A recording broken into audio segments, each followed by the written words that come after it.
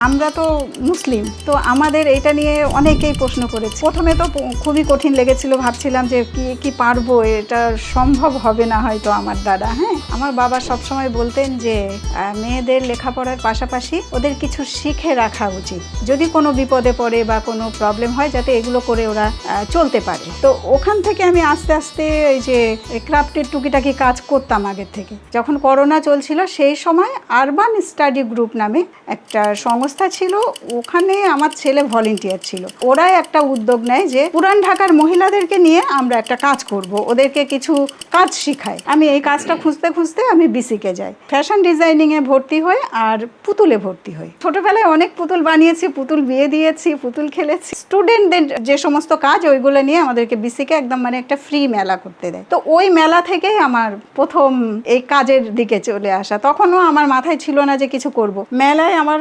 10-12টা পুতুল ছিল, আরও মোটামুটি সফট টয় ছিল, অনেক কিছুই ছিল। হ্যাঁ, তো শুধু যে স্ট্যান্ড পুতুল ছিল তা না, তো ওইগুলো নিয়ে আমি মেলা করি। তো আল্লাহর রহম, উদ্বোধনের প্রথম ঈদ মেলা ছিল, যেখানে ঈদ মেলাতে কাপড় বিক্রি হবে সবার প্রথমে আমার পুতুল বিক্রি হয়েছিল। তো এইটা থেকে আমার একটা মানে অনুপ্রেরণা এসেছিল। তো সেই থেকে বেঙ্গলে মেলা করেছি, বিসিকে মেলা করেছি, তারপরে যাত্রাতে মেলা করেছি। তো এখন তো মোটামুটি অনলাইন পেজ খুলেছি, পেজ থেকে ভালোই সাড়া পাচ্ছি এবং সেলও হচ্ছে ভালো। আমরা তো মুসলিম, তো আমাদের এটা নিয়ে অনেকেই প্রশ্ন করেছিল যে হলো পুতুল বানাচ্ছ কেন? হ্যাঁ, পুতুল বানাতে গেলে জান দিতে হবে, এই সেই। তো আমি কিছু মানে ঘাটাঘাটি করে হাদিস পড়েছিলাম, পড়ার পরে আমি দেখলাম যে পুতুল আমি বানালে আমার কিন্তু না, ওইটাকে যদি আমি পূজা করি তখন গুণ। আমি বানাচ্ছি, এটা তো আমার একটা আর্ট বা এটা আমার একটা ব্যবসা, আমি যদি ব্যবসা হিসাবে কাজটা করি এখানে কিন্তু আমার কোনো গোনা নেই। আর আমার হাজব্যান্ড, আমার বাচ্চাদের সাপোর্ট আমার অনেক ছিল। হ্যাঁ, যেমন আমার হাজব্যান্ড কিন্তু আমাকে কোনোদিনও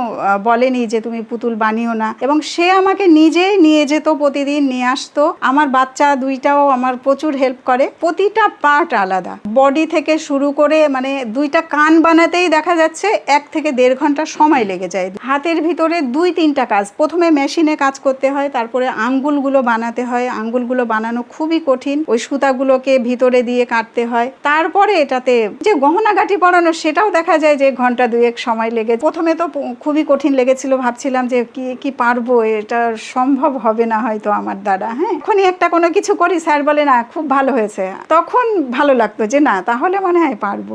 আর আমাদের স্যার এখনো বলেন যে আমার পরে যদি কেউ পুতুল ঠিক মতো বানাতে পারে তাহলে আমাকে ইঙ্গিত করে আর কি বলেন উনি। সবার রুচি সমান না, কেউ চাকচিক্য পুতুলগুলো পছন্দ করছে। আমি একটা ঝাড়ুদার বানিয়েছিলাম, যে সে ঝাড়ু হাতে ছিল, তো সেটা একদম পুরো কালো একটা পুতুল ছিল। তো সেটা একজন দেখছে যে সেটাও পছন্দ করছে। দেশের বাইরে মানে আমার কাস্টমারই আপা বাইরে থাকে, তো উনি এসছে, উনি কিছু পুতুল নিয়ে যাবে। তখন আমার একটা পাখা বানানো পুতুল ছিল, বসে বসে পাখা বানাচ্ছে, তো ওই পুতুলটা উনি একটা নিয়ে গেছিল। আর একজন নিয়েছিল একটা শাপলা তোলা, ইন্ডিয়া থেকে 2 জন এসেছিল, উনিও 2-3টা পুতুল নিয়ে গেছিল। যখনই আমার স্টলে আসে, যেই আসুক, ছেলে হোক আর মেয়ে হোক, সে মোবাইলটা ব্যাগ থেকে বের করে, মানে মোবাইল বের করে, আপু একটা ছবি তুলবো, আপু একটু ভিডিও করব।